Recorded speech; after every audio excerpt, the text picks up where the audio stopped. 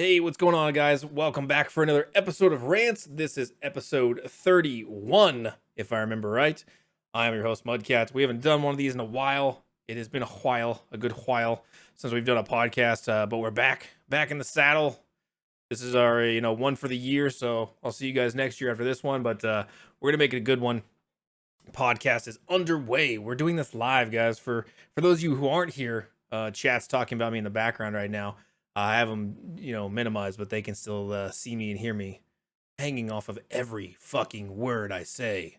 Uh, no, but we're doing it live. We may end up with a little bit of Q&A bonus at the end of this episode. I'm not sure.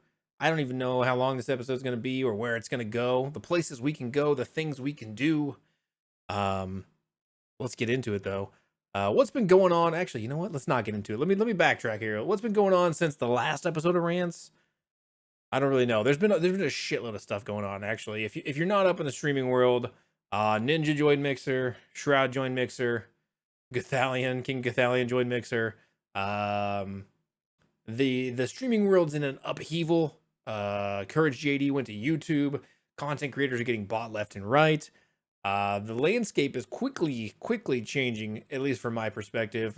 Viewers are acting in strange ways. Platforms are acting in strange ways. Nothing makes any fucking sense anymore. My life is a lie. No, but for real though, this is kind of one of the topics that's been eating at me, and it's been talked about quite a bit from some of the more prominent gurus of streaming.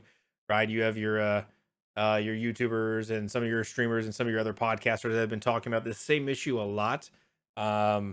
So I figured, hey, might as well make content that everyone else is making, right? I might as well just copy them and talk about the exact same thing. No, but it's an important topic, and I think I think it's an interesting topic, and so I want to discuss my views, my thoughts on it, and kind of give you guys, if you're a aspiring streamer right now or in the future, what I think are some helpful ideas or thoughts towards discoverability. Discoverability is what we are talking about today. So, discoverability is an interesting topic because you have none, and that's fantastic. Now, as a streamer, you really don't have any discoverability when you start out, right? You don't have a footprint, you don't have a presence, you don't have anything. You don't have a channel, you don't have a following, a community. You probably don't have a social media presence. You probably don't have something like a YouTube or a podcast or anything else to get your name um or your brand out there, unless like perhaps maybe you were already famous or popular for something, or a social media guru, and now you're dabbling in streaming. Then you may have some discoverability, but for most of us starting out, we start out with zero, right? We start out with nothing, and we get on the platform, we start our stream, and we stream to zero people, and we're at the very bottom of every directory, and no one is, no one gives a shit, right? No one gives a shit that you're down there. No one gives a shit about your success. That's a continuing trend that you will find later on, that no one really gives a shit about your success. Um, Everyone wants to be successful themselves, but nobody really cares about you. Neither do your parents, so it's okay. You're probably used to it by now. Shouldn't come as a shock to you. No one gives a shit. But the platforms, right? The Twitch, Mixer, YouTube, all these people, they don't provide discoverability. Well, okay, say YouTube does to some degree. There's not a way to find up and coming streamers that's reliable. They each one has like their up and coming streamers section on their platform, but like they really don't host or promote those people. Discoverability is such a hard thing to come by. So these platforms aren't providing like YouTube does actually a good job of it, like with their videos, where they recommend the next person, the next video, and then before you know it, you're down the rabbit hole on videos, right? You can't do that with streams. You can't watch one stream and then have the site recommend a stream to you, which would be dope. You're basically off word of mouth from somebody else or hosts or something like that. But the problem is that viewer behavior, really, people find the streamers they like, and they don't. When someone hosts or when someone tells them about it, like it's very rare, I think, anymore that people are gonna go take that word of mouth and go find a new stream. I think most people will hang in the streams they're comfortable in until they find something organically, like seeing someone on Twitter or YouTube that they find funny, because it's kind of just one of those things like, no, I'm just, someone's like, hey, check out this guy, and you're like, yeah, no, I'm good. And then you see somebody on Twitter, could be the same dude, and you think they're hilarious, then you want to be the person being like, hey, check out this guy, and then your friends are like, nah, I'm good. You know what I mean? So like, viewers are doing weird things right now. But the platforms don't really provide a lot of discoverability. So how do you get discovered? How do you get your content in front of people? Because the platforms probably, there's some people that are optimistic about this. I don't think that the platforms are really ever going to move towards that much discoverability. They may open up a little bit of options, like maybe being able to browse clips or something in a more reasonable way, or browse streams based on category or tags or something like that. Like Twitch has tags, but like maybe in a more efficient way. um the reality of it is they don't have a reason to. They're not incentivized to, right? If they throw your tiny ass stream on the front page, that's a 50-50 shot whether people will like you and follow you and click on you, and you'll help grow the platform. It's 50-50 shot, right? If they take, Dr. Disrespect and they throw him on the front page, they know people like Dr. Disrespect. They know people like Ninja or Shroud or whoever. So it's not a gamble, right? They're gonna grow that person, that streamer, and they're gonna grow their platform because people will like that. They already know. And so from a business standpoint, it makes a lot of sense. Like, there's no reason to take a gamble on new people in that way. Theoretically they should be still looking for up and coming streamers, because the people that are becoming popular organically, because then they should put those people in front. Like, once those people have a track record of being proven that, hey, some people like this, I think we can rely on this, the way you rely on like the bigger streamers as well. But there's really no incentive for them to go take this guy who makes really good content but has 3 concurrent viewers and maybe 15 followers or something like that, and just to pump him to the masses. Like, as much as you think it should be fair or whatever, that that the platform gives you that shot, or whatever, it helps you with discoverability, like the truth is, like, it doesn't make business sense. You would be costing them money at that point.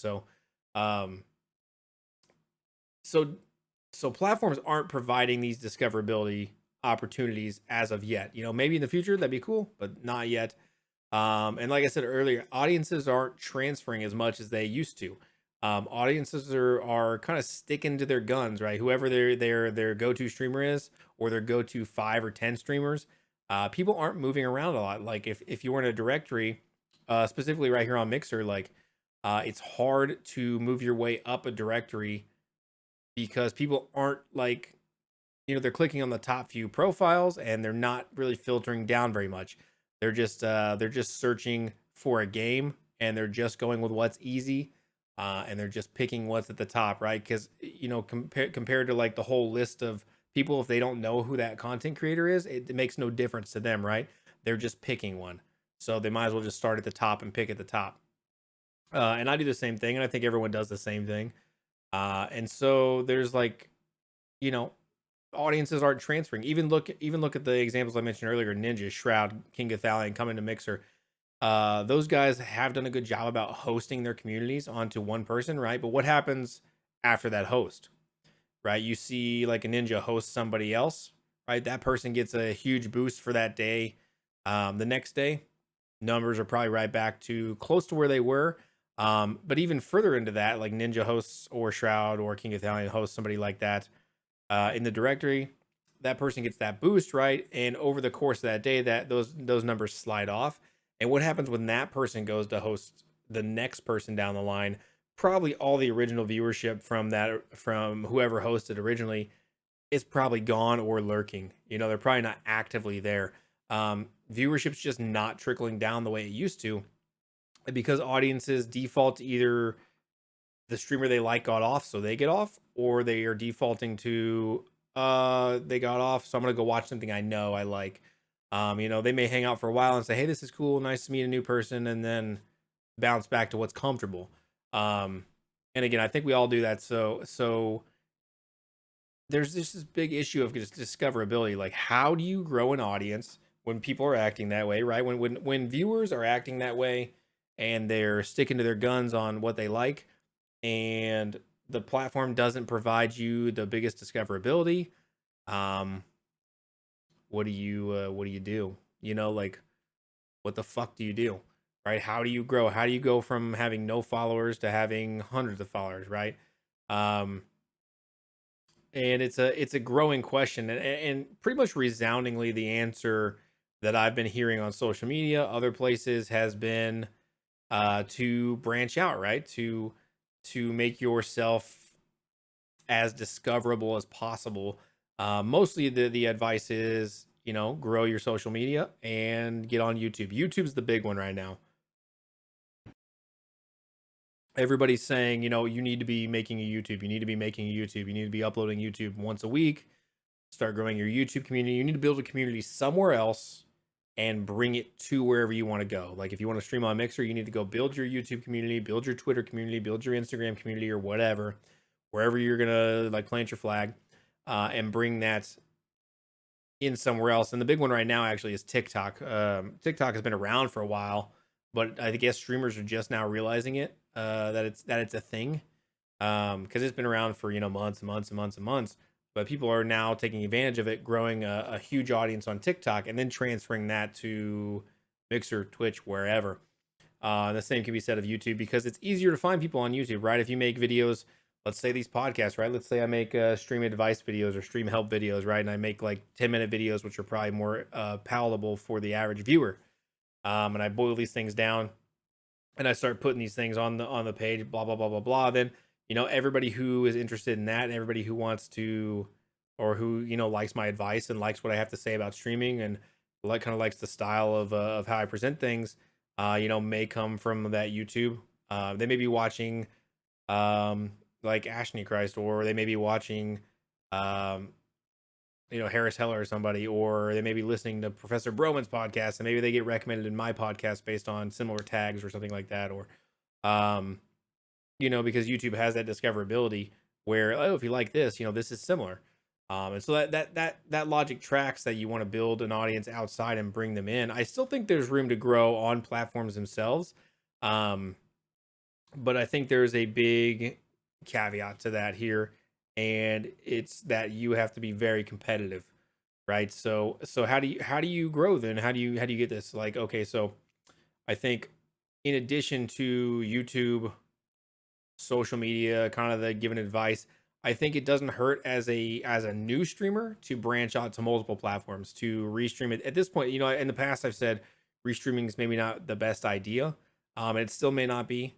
You still may want to go about this like streaming on Mixer one day, Twitch on another day, then you stream on YouTube. Until you kind of find a footing somewhere, I think that maybe the route. Like I haven't seen a lot of people trying that right now in the current time to see like how that plays out. But I think that um, making your brand a little bit bigger than one platform uh, would help in the discoverability process, right? And you know, if you say, hey, I stream here 4 days a week, and then you do like 1 day a week on Twitch or 2 days a week on Twitch, and so you kind of funnel your viewership back to your Mixer account, and you bring people over, or something like that. Like I think that's definitely a way to go about it. Um, you know, and I think that finding moments of discoverability on your platform are going to be more and more critical. Having a discerning eye for what is and isn't a good opportunity is going to become more and more critical as things progress, as platforms grow.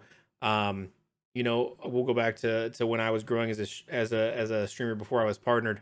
Uh, you know, one of my favorite strategies, and still to this day, sometimes one of my favorite strategies, is to find a directory that is, you know, not saturated. Find something with 20 or 30 viewers, and then just go crush that directory, right? Be the number one, be the number two, because, you know, if you stay up a little bit later than everybody else, you get slotted in that number one spot, and the number one spot's where a lot of those followers are going to come from.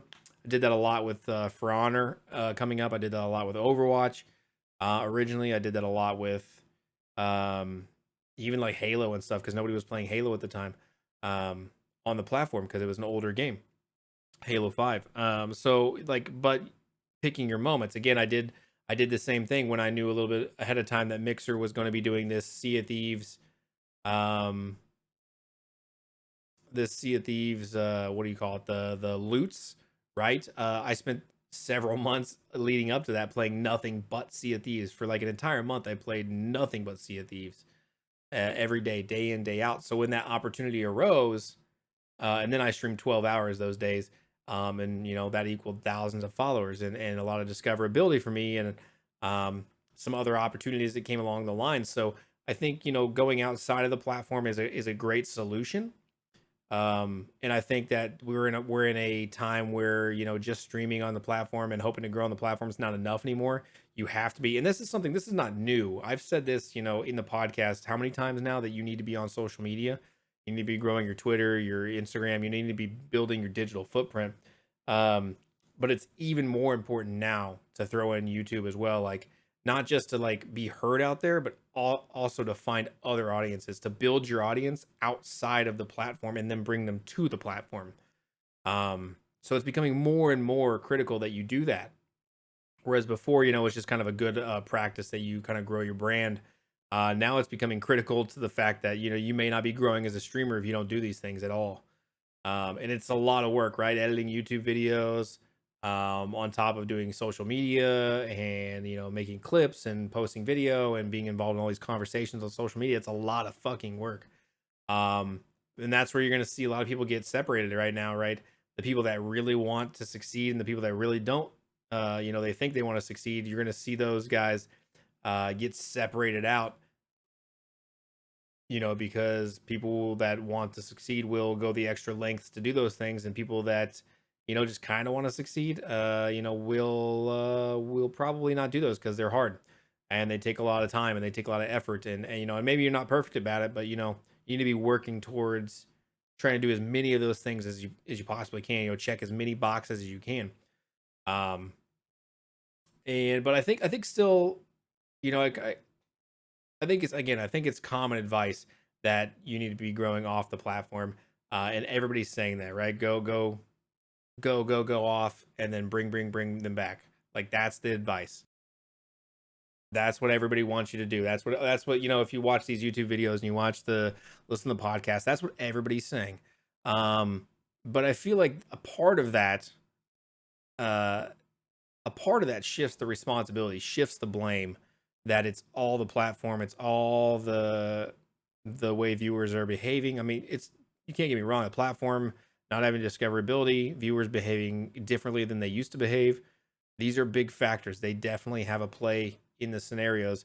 Um, but you can't shift all of the blame off of your content, right? You have to make good content. You have to make the kind of content. You have to actually make a plan of what kind of style or type of content you want to make, and then you have to make it effectively and efficiently, and you have to present it in a way that people want to watch it.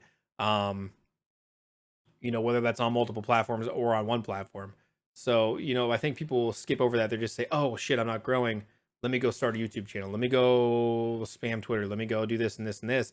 Yes, important, but you can't forget the basics, which is make good content. You know what I mean?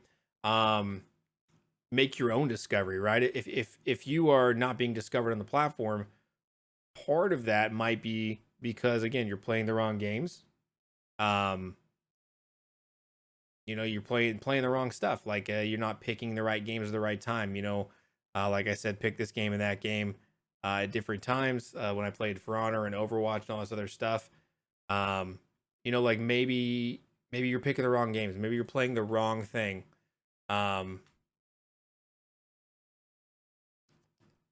um, maybe you're picking the wrong opportunities, the wrong um circles to run in. Maybe you're co-streaming with the wrong people. Maybe you're creating the wrong kind of content for your personality.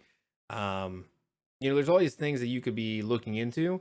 But the bottom line comes down to is that you need to find a way to make good content that sticks. Um, and if things aren't working, you need to change them, right? You need to. I think we're past the age of where everybody can just chill stream. Where everyone can just come in, sit down, play a game, and just casually chat, and that's it, and sit there with their mouth gaping open for 8 hours. And there will be people that always find that enjoyable, right? There'll be people that always like that chill stream, that always like that um what do you call it, the that environment or scenario. People will always like that, but I think more and more you're going to be looking for, people are looking for something they haven't seen, something new, something engaging, something higher energy. Doesn't necessarily mean you have to be like firing off, fucking rockets in your room and like, doing pyrotechnics and shit. But at the same time, bringing a certain amount of energy, keeping the chat engaged, keeping your energy up. I think things like that, like going that extra step to be a little bit more colorful or outgoing or flamboyant or whatever you want to say, will go a long way towards your discoverability on the platform, and people will take notice, right? Because as they're clicking through everybody else and everybody's just sitting there chilling, you'll be that one guy who's just a little bit more, just a little bit more. You know what I mean? And maybe you go full bore and you make a character, or you make a theme, or you do something like that, which I think will play really well in today's climate. Because even though the character streamers have been around for a while, if you can give something people want to like rally around and really enjoy, and something new and different, I think that's gonna help with your discoverability, right? You're just gonna, anything that makes you stand out right now is what you should be doing. Anything that makes you different or unique right now is what you should be focusing on. Um, and if you're falling into a rut or something like that, you need to fix it. Personal story time. The chat knows, the live chat here knows that we recently started doing streams again. I used to stand up a lot doing streams. I stopped doing that, and then recently I started standing up again. And the reason I started doing that is because I felt like I remembered back to my earlier streams, that I felt like I had more energy, that my stream looked better aesthetically, that I had a better presence, that that I could just be a little bit more entertaining, honestly, a little bit more engaging, from my perspective. Like, again, this is, I'm doing the things that I want, what I think is good. So you may look at it and say that's stupid, it doesn't, it's no different, you're still boring, whatever. But for me, I feel more engaging. I feel like my streams are better. I feel like I'm more, in a better place mentally when I'm active and can move around and not confined to a chair, and not as lethargic. um so I feel like it makes my content better, and then it's a talking point. Sometimes people come in and be like, hey, are you standing? Like, that's just one thing that makes me different, right? The thumbnail looks a little bit different. Everybody else is sitting in a chair, I'm not sitting in a chair, so there's a little bit more of the screen. I can make my cam a little bit bigger if I wanted to. I don't know if I really did that, but I could do that. I can make the cam a little bit bigger if I wanted to, because there's no chair. I could like take up that space with my body, make myself stand out a little bit more on the thumbnail. Because that's the good thing about YouTube is thumbnails, right? Thumbnails catch your eye, like, but there's not, the thumbnail is just kind of your live preview. So, um, so it's kind of hard to get discoverability from a thumbnail on a streaming platform, unless you have something really crazy going on. One person who I think has an incredible thumbnail and has an incredible stream on Mixer is Psycho Plays. The dude is absolutely crushing it, right? He's got the theme, he's got the music, he's got um plenty of like bells and whistles on the stream that just add these little, it doesn't take away. He's still doing interactive streaming. He's still conversing with people. He's still, running a stream like many of us run, but he's kicked it up a notch and is committed to this whole theme and character. And it's, it really works for him, in a big way. Like, people really respond to it. Um, people respond to it, and they like it, and it brings new people in because they see that thumbnail, and like, he's black and white and he's got this mask on, and it's like, kind of like an insane asylum horror esque theme, and like it just looks so much different than everybody else's thing. And like, that dude makes his own discoverability. Anytime he's in a directory, he looks different, and when you go into his stream, he's always bringing the energy, right? His energy is like top notch energy, man. He's always talking about something, going on about something. He's got the, again, the bells and whistles kind of set him off. He's got the music going, he's dancing around. He's engaged with his chat, and like, there are other streamers that do that as well, but he sits just a little bit higher on that energy level. And so when you watch one back to back from the other one, like, um it's really easy to, like, you connect more with the one that's got a little bit more energy. Even if you're looking for a chill stream, I think just inherently, I think it's human nature to connect with the person that's a little bit more excited about whatever they're doing, right? If they're a little bit more into it, then you're a little bit more into it. If they take it seriously, you take it seriously. um and I think that that's one thing that some people are missing out on, and some myself sometimes too. Like I said, like, standing up has been a big help for me, kind of just getting my mentality right about um the stream, and because I think it's easy to lose sight of what your stream's about, right? Sometimes I think it's easy to lose sight of the fact that you are entertaining. Yes, you may be providing a community, maybe be providing, and I don't like using the word entertainment as much as other words. But people are coming to your stream, for a number of reasons, but ideally, even if they're there for like the community and talking, they're there because that community and that conversation, whatever, entertains them. And so you are putting on for lack of a better word, a show. You know what I mean? Like, you're running the sound, you're running the production, you're running um, the game, you're running the everything. And it may just be a talk show, right? It may just be like a phone call talk show, may not be like a whole, like, song and dance Broadway musical. It may just be like that chill talk show, but it's still a show. You're still providing that entertainment. You're still creating that mood, that atmosphere. And sometimes we get into the mindset, I think, of like, viewers come in there and they are chilling. They're there to chill and chat and have that community. And like, as the streamer, sometimes I think you kind of fall into that trap as well. And you're like, okay, yeah, I'm just here to chill as well.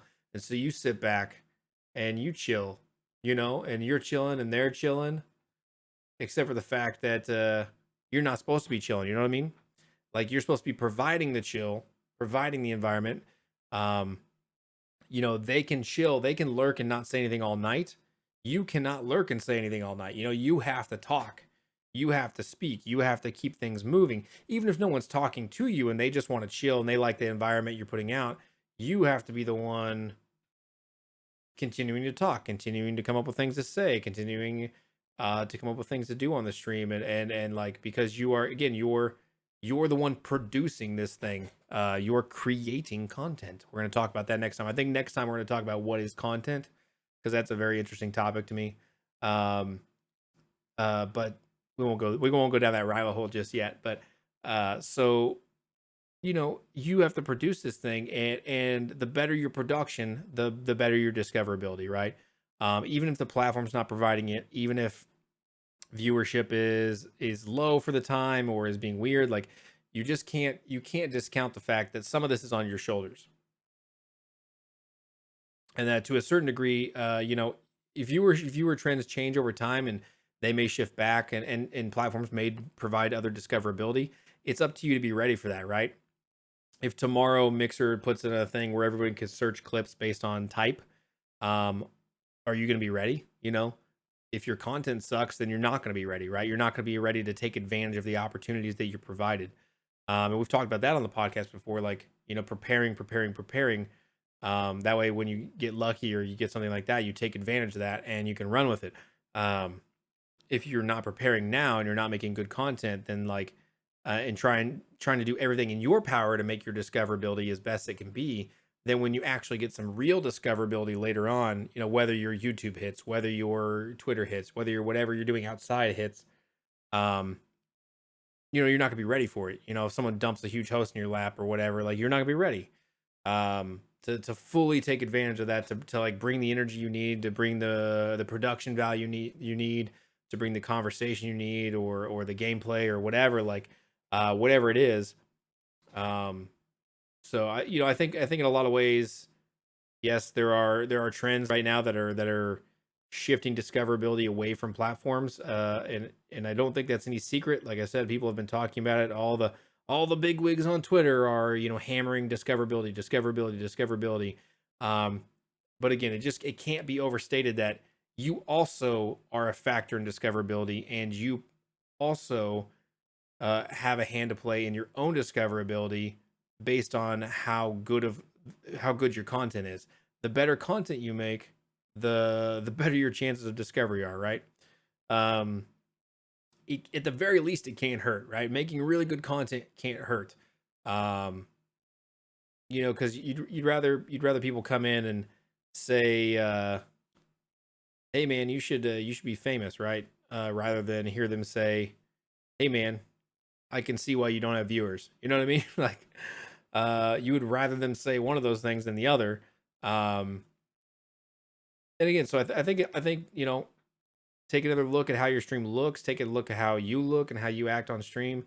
Maybe you've lost sight of the fact that you're putting on a show and you're not there just to chill and hang out. Like that, you're there for a purpose. You're creating something. And you're the DJ behind the booth.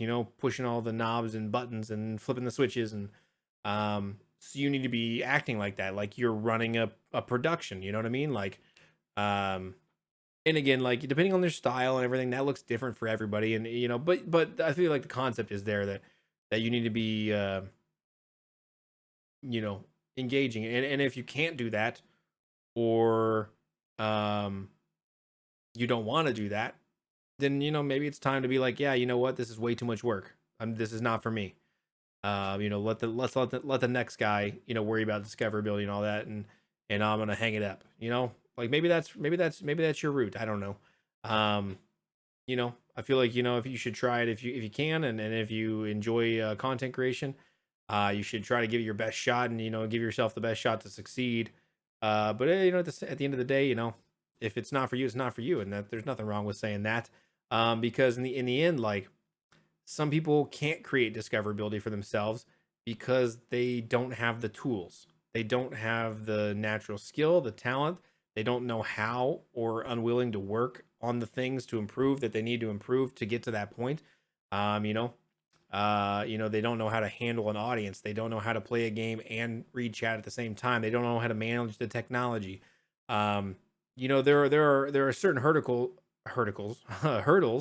obstacles, hurdles. We're gonna call them that from now on. That you run into, and like if you can't use your critical thinking skills to Google your way out of it, then maybe it's not for you. Maybe like not everybody is a world class entertainer. And as platforms are growing, like, listen, guys, it's getting more and more difficult to succeed. Follows don't come in like they used to. People are expecting the next iteration of content creation. They're expecting the next thing. They're not expecting the same old thing that they've been seeing for 5 years, 10 years. Um, you're not. I don't know that you're gonna get away with the same chill stream that you could have before, even 6 months ago. I think things are just evolving, and I think you have to either roll with those punches and figure out a way to carve your own path of discoverability despite those changes, or you won't, and you'll just keep doing the same thing and you'll fail, more than likely. So I think that's it for today, guys. That's a quick look on discoverability. Um, I'm gonna kick it over to chat here, guys, since we're doing this thing live. It was good to be back in the back in the seat, guys. Let me scroll through chat here, see if I find any questions. If you're listening to this live, or you listen to this podcast later on, sorry, you got to listen to me talk about stuff. Um, do do do do. Let me see here. I think I just want. What would you say your biggest hurdle is? um, what is your biggest hurdle? For me, my biggest hurdle, if you want to know, for me personally, um, it revolves around, I think energy levels. Um, that's why standing for me was such a big deal. I'm a naturally chill person. I don't get super hyped or excited about things. I don't get, over the top reactions all the time. Is not my go-to. So for me, remembering that people are watching me is really a difficult um hurtful for me. And even when I feel like I'm like giving a big reaction, like when I feel like I'm over the top, and then I go back and will maybe watch the VOD, I realize that I wasn't over the top at all. You know, like that I was just like it was just kind of like a meh reaction. I felt over the top because I usually am not like that, right? But so if you're, but remembering that the way you come across on camera is not the way you come across in person. And so if you want your stream to look and sound and act a certain way, that might require you giving more energy. So for me, and as I've said in other podcasts, I think you have to give more than you get. And sometimes that means physically. Not everybody deals with that because some people are just naturally full of energy and they come off on camera like they're full of energy and like they are, engaging. I think it's harder for some other people, and me being one of them personally. And like if I come off of a stream where I'm really high energy, I am physically exhausted by the end of it, and that's how I know in some way that my stream was really good. And I usually feel really good about a stream after that because I get done and I'm like, holy shit, I'm tired. You know what I mean? Um, so for me, that's kind of the hardest thing. Do you recommend creating a character or streamers who are just for streamers who are just starting out? Um, I think you should think long and hard before creating a character, because if you do that, you probably have to stick it out for the course, right? For the ups and downs, and what works as a character today, and people may find funny or entertaining for 5 minutes. Look, fast forward a month, 2 months, you may fall out of favor because people have seen it and it's old. I think the best case scenario as a streamer is people like you for you, because then you can just be you. Or like a version of you like that, maybe that more energetic version of you, which is much easier to bring the energy to your own personality than it is to like create an entire new character. Although in some regards, if you're playing a character, um, I do think it's a little easier because in some ways, because it's not, you don't have to react as yourself, but you kind of have a framework like, oh, this thing happens, well, my character would react this way. If you know your character well enough, right? You know that your character would react in a certain way, and so the decisions are made for you. You don't have to think about what should I be doing on stream right now. You think about, oh, this person did this in chat, well, my character does this. Like it's just so I don't know that I'd recommend it. I think you just got to create whatever you can do sustainably for a long time, or whatever you enjoy, and whatever you think maybe gives you an edge, and that you can do long term. And if you can do that, then go for it. I think if you can do it, because I think in the long term, right now is a great market for character streamers. I really do. But again, that's going to depend on you. Really, it works for a lot of people, but also I've seen character streamers really fail for a lot of people. You know what I mean? Um, you have to commit to it. I really, you have to go full bore. You can't half ass that. Um, and if you're just starting out, like someone in chat here saying just try it. You're like, there's nothing wrong with just trying something, right? If you got no followers anyways, sure, fucking try it. Why not? Um, you know what I mean? Um, and we've talked about this before, but like being yourself on stream is not the same thing as being yourself all the time. Like, no matter if you're doing a character stream or not, to some degree, you probably are putting on a character, right? Like the person that you want to be on stream is probably the ideal version of yourself. For me it's closer to the person I am when I'm drunk, because I'm naturally very reserved and a little bit more introspective, and a little bit like I said, I don't go out on my reactions and stuff like that naturally. Um, but if I've had a few drinks, or something like that, the inhibitions are lowered a bit, and um I am like that because I give less fucks than I do traditionally, in everyday life. You know what I mean? So it's kind of just being you on stream is not the same as being you. And that's what a lot of people don't understand. Like, even though you're not running a character, you're being you. um you know Most people aren't that entertaining, right? When you're just sitting at home by yourself watching Netflix, you're not that entertaining. Neither am I. I'm just sitting on the couch with my hand down my pants, eating a bag of Cheetos, like that's not entertaining, Like if listen, if my wife leaves town and I don't have anything to do, I literally have gone an entire week without saying a word. I literally have gone an entire week sitting at home working and eating and doing everything, and I had nothing to do all week, didn't go anywhere. I didn't say a goddamn word, not to myself, not to anybody. You know what I mean? That's not entertaining, right? But if you try to do that on stream, be yourself on stream, that would fucking suck, right? Um, so you want to be yourself, but you want to be yourself that is um a little bit more engaging, a little bit more high energy if you can, a little bit more. And again, everybody does it differently. There's going to be exceptions where there's, the guy who sits there and just goes, and he gets super famous, right? But you're probably not going to be that guy, right? The only way you're going to do that is by setting yourself apart from all the other new people or even established people who are a little popular. Because make no mistake, there are people that slip through the cracks and they get popular without being that entertaining when you watch them, right? You watch them and they're really not that over the top. They're just kind of a normal dude. They're just sitting there. You're like, this is not, this is fine. Like it's a fine stream. I'm watching it and it's cool, but like, um, there's nothing really like special about it. I don't sit around my house ranting all day about shit, but people like to listen to me rant about shit for some reason. And so, I try to incorporate that in my streams if I can. I don't do it enough. I need to do it more. Um, that's it's not really a part of my everyday personality, but it is a part of my personality. When I'm fired up, when I'm passionate about something, when I have really thoughts and opinions that I think are important, and everyone else is stupid. Um, and so what have I, not only do that on stream, I've now, I've made that into a podcast as well, because I like talking streaming and I like talking in this style, but it's not, it's something I can produce. It's something that's a part of me, but it takes energy and it takes a production value that I don't have on my every day to day life. Um, you know what I mean? I'm skipping that question. Um,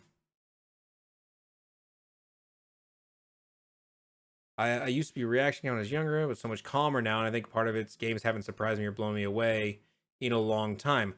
So that's an interesting question, and I totally understand what you're saying because, in a lot of ways, I'm very much the same. Where, um, not that I have always been like over the top or anything, but like I definitely reacted in a much higher energy fashion. Say when I was like in high school with high school friends, and even in college, and as I've gotten older, I think like a lot of us have mellowed out a bit, right? And I was already mellowed to begin with, so I'm just a downhill slump right now. Um, but that brings up an interesting point. Like the game doesn't surprise you as much, or the things just don't strike you the way they used to. That's where it's on you. You're doing the production. You're putting on the show. Fake it. You know what I mean? Fake it till you make it. Not to say you have to come out of your seat. Like, oh, something comes out and like jump scares you. That doesn't mean you have to like take your phone and break it over your fucking knee and like break your keyboard and jump out your fucking window. It doesn't mean you have to like get crazy with it, but like that jump scare scares you. Just allow that thing to scare you rather than just saying, "Oh, okay." Like, no, lean into it a little bit. You know what I mean? Like let that jump scare happen, and then try to lean into it if you can.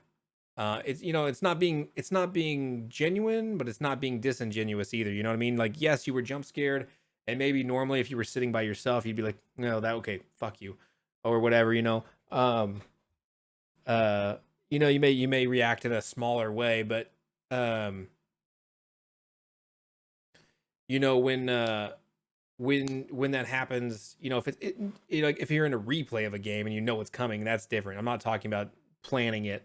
If you're legitimately jump scared, say like that, or something happens, or something really cool happens on the screen, um, rather than just saying, "Oh, that was cool," just that's part of the job of being a streamer. I think is you have to find a way to push past what you would naturally do a little bit sometimes. And I'm not saying every time, and you have to like again, you don't have to go over the top and like make it a whole fake disingenuous thing, but like it's instead of doing what you might naturally do, just saying, "Oh, that's cool."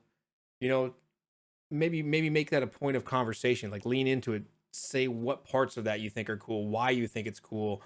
Um, and I think if you do that enough times, it becomes a little more natural, and you actually find yourself being a little bit um I think the problem is some of us are just really jaded, right? And some of us are just really old and worn out. And I think when you start to fake it a little bit, even like push yourself to that next level to kind of lean into it. Um, and I think when that happens, you over time you learn, right? You learn that it's okay to be excited about that thing again.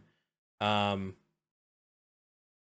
you learn that it's a little bit it's okay to like to lean into that, right? Because I just think honestly, like a lot of us have just learned over time just to stick and move. Like something happens, um and you just move on. You move on to the next thing, and you just like it's sometimes seen as embarrassing or something to like show that something is affecting you, right? um but I think if you just kind of like just acknowledge something, like let something happen, acknowledge it, and talk about it, I think the next time it happens, then you're more inclined to just naturally do it. You know what I mean? Like it's something you can learn. Like being higher energy is not necessarily all 100% genetics, because not everybody is high energy all the time.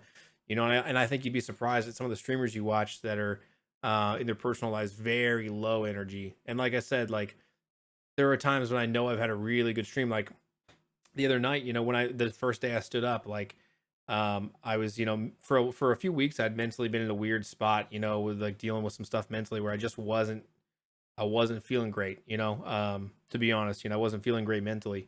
Um, but I woke up one day and, was kind of determined to shake it off. So, um, part of that was, being a little bit more energetic in just my day-to-day life off stream too, and like, going on a walk and like standing up, and I'm like, I'm gonna stand on stream. Um, and just doing that little change allowed me to like change my mindset, um, and to remember that, hey, I am like trying to put on a show here. I'm trying to provide people, you know, I'm not running a fucking musical, but at the same time, like, I'm curating music that I think people will like, or that I like and I want people to listen to. I'm playing games that I think people are interested in. I'm trying to shape conversation in a certain way that I think is cool or interesting, and trying to elicit conversations that I want to talk about. And then I've got my scenes and cameras and stuff. Like right now a lot of stuff's down, but I want to build that back up to have more production value, so that way I am sitting here like a DJ behind a booth pushing buttons, and again, I'm not setting off rockets in my room or anything, but like just keeping it visually interesting, keeping things moving, not being on the same scene all the time. um just these little things that can do that, and it's just sometimes it's just little things, and sometimes it's little things with your personality too. Like again, like yeah, when that thing happens, instead of just moving past it, like really really emphasize and reiterate why that thing shocked you, or if you really just weren't shocked by it, and like you're like, you could have had a whole conversation about, hey man, you know what, I'm just not surprised by anything anymore. Why the fuck am I like this? You could have just went down that rabbit hole for 15 minutes about the fact that you should be really really excited about something happening on screen, but you just don't give a fuck anymore, and you're super jaded. You could have made that your whole content. Trying to self-analyze. And I think a lot of people would resonate with that, right? Kind of like we're here in chat right now. Um, people would resonate with that, because I think a lot of people, like I said, a lot of people as we get older, either through society or through our own interactions and our own things, that we've been kind of conditioned to ease up a bit. You know what I mean? To not rock the boat in a lot of situations, to um use our inside voices, something like that. um so I don't know guys. So that's That's it, guys. I think that's the end of this rant. Unless someone's got another question, guys. If you're listening to this recorded, I had some good questions here. I think these are all going to start being live on mixer.com/mudcat in the future. Um, if you want to listen to them, you can come by the stream. You can follow me on Twitter at Mudcat TV. You can hit me up on Instagram, Mudcat TV as well. There, you can find my YouTube, which is just Mudcat. Although you'll have to search around for me. You probably could search for Rants Podcast and find me on YouTube faster than using Mudcat, which is dumb. If you want to come by the stream, guys, drop a sub, support, drop some embers. Trying to make this thing a full-time gig. More info on some other things coming to fruition. We're Caustic Phoenix and I, the wife, are going to be working on some stuff this week, pertaining to the podcast a little bit, and the future of well, I don't want to give too much away. The future of maybe more of this streaming help advice type stuff. Kind of expanding that out a bit. So look forward to that, guys. So I will catch you on the next episode of Rants.